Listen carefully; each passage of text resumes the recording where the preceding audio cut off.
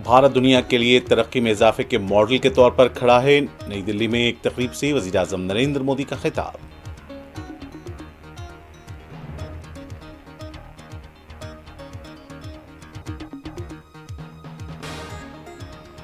Indigo बहरान शिद्दत इख्तियार कर गया। 5 दिन में 1000 से जायद परवाजें मनसूख, मुसाफिर परेशान, अफरा तफरी और मुश्किलात हनूज बरकरार।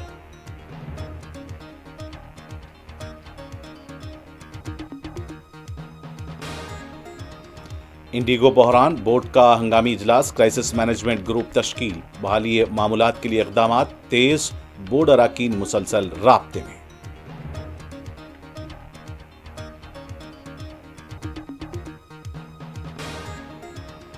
भारत और अमेरिका ने दहशतगर्द ग्रुपों के खिलाफ अक़वाम मुत्तहिदा की जानिब से मजीद पाबंदियां आयद करने का किया मुतालबा।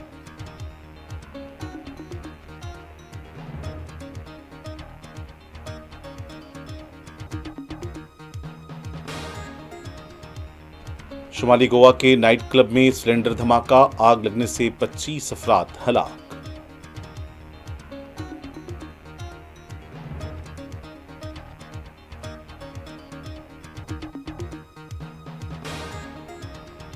और पाकिस्तान अफगान मुहाजिरीन के कैंप खत्म करने की मुहिम तेज, कैंपों से ट्रांसफार्मर और बिजली के मीटर हटाए जा रहे हैं।